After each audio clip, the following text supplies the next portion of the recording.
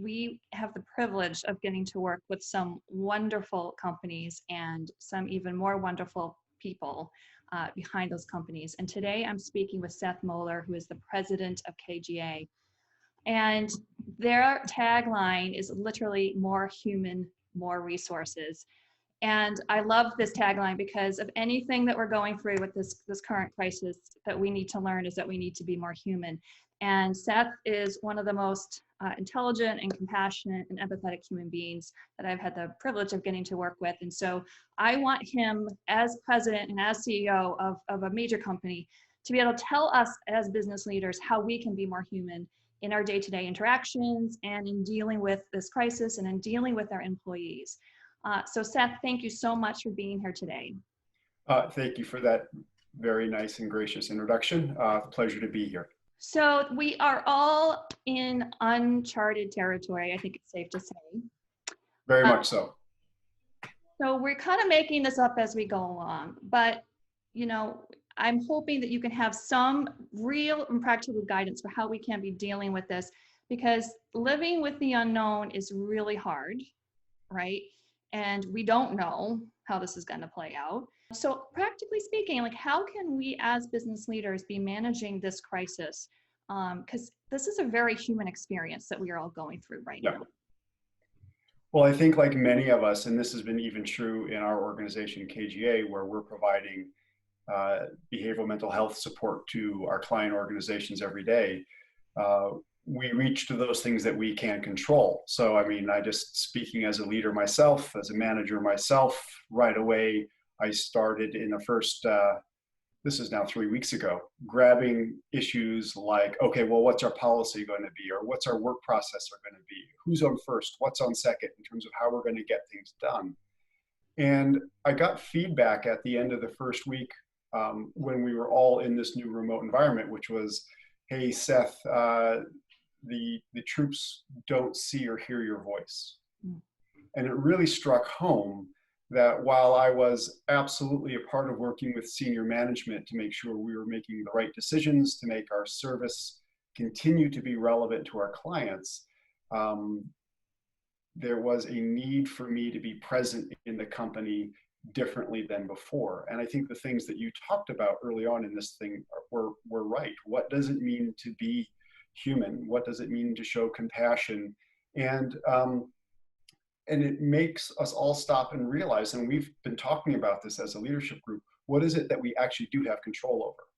So in addition to our policies and processes and decisions about work and work assignments, which have all shifted, it is also realizing that as senior leaders, all the way to frontline leaders, that we need to set the expectation of spending more time using modern technology platforms such as this, from our bedrooms, our kitchens, our work dens, wherever we can steal away and have a Zoom meeting or Google Chat or whatever platform you use, but get face time with staff. Well, you're talking about giving even more face time. So using the technology that we have that's available, which is the irony of all ironies. So you actually can't be there in person, but you're saying be there for more face time. So that's even more of a drain on your time, I would assume. When we're talking to managers right now who have been thrown into total remote management all of a sudden, that's exactly what we're saying. First assumption you need to get your head around is it's 2 or 3 times the amount of time you actually spent actively in a management activity than before. Well, how about being a little bit vulnerable too? Because when we talked on the phone, you said that even as leaders, we have to be willing to kind of let our people maybe behind the curtain a little bit. Yeah. Because we're going through this too, and that's important for them to know that this is a shared experience. It's not easy for us either. So, you know, that might feel risky to some people. So can we talk about, you know, why it's important for them to be willing to do that and why it's okay? Yeah, there's a couple things here that are very material. One is you inevitably have families where there are small kids. The other person, the other significant other in the equation is also working. I think part of the reality is realizing that, you know, part of the federal package that's coming out is designed to help employers keep people employed And part of our responsibility and ethical responsibility is to make sure we are available for the conversations for families that absolutely have to step away because they can't be parents and be an employee at the same 5-minute window in the same house.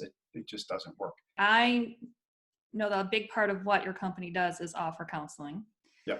And, if we've ever needed that in the history of the human race, it's now. It must be an overwhelming need. But I'm curious for how can we as leaders, because we have to take mental health right now very, very seriously, both for ourselves and for others, because this is such an unusual time. And for all those reasons that you mentioned, I say right on. I mean, you're either alone or you're with kids all day or whatever. This is stressful. This is hard. We're isolated. How can we be, as business leaders, be taking that kind of responsibility, or at least when it comes to mental health, are there any active steps we can be doing to be safeguarding our mental health and those of our people that we care about? Two big questions in that. So what can we do to safeguard our own mental health? I mean, I think one of the most critical elements right now for everybody, I don't care who you are, is being in touch with our own degree of natural worry.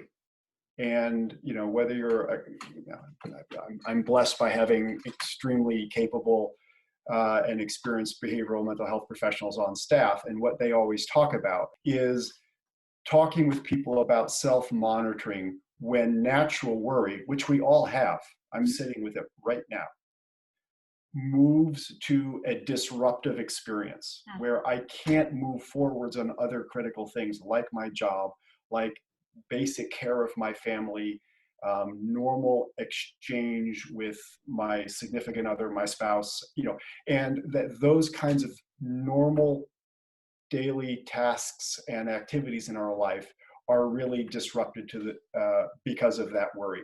And what's really happening is people are slipping from worry into what clinicians talk about, clinical anxiety.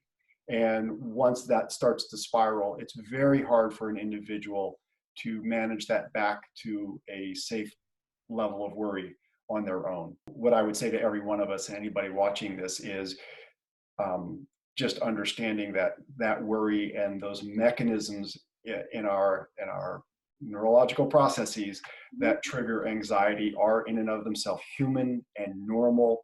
And it is also where we as social creatures reach to others for help. And I don't care if somebody has never a day in their life thought about needing counseling. These are the times and the places where many of us are pushed into moments where frankly, we could use a little bit of it. You had mentioned something really great. You talked about trying to stay relevant with your clients, which has got to be top of everybody's mind right now. So what is KGA doing, or how can we, as business leaders also be working in this age where we need to be very human, stay relevant, stay top of mind? I guess the question I would really ask of any one of us as leaders is, what is it that our organization provides that is uniquely different in terms of helping people today? And again, in a space where there's way too much information coming at people, what is, with clarity, what is the thing that you can offer that is of particular value today? And honestly, shed the rest of it. I love it. Okay. Be concise, be impactful, right? To the degree that you can. Yep. I think like the florist in my town who's not open, they may have determined this is not their window to try to get attention, and reserve your resources, lay back, and be prepared to come out when it's a different day. Again, where do you play in the current or the future chapter? Seth, I am so grateful for you. So thank you so much for sharing your expertise and your time with us, and for this respite in the storm. I'm sure that there is some true guidance there that's going to really help give us a framework for dealing with this for both ourselves and with our people and our businesses. So thank you. I would just say to anybody watching this, hang on tight. If you're an organizational leader, just remember it is a moment to be present with everybody and open yourself up so they really do understand that you are in this too, and you're not that different than they are.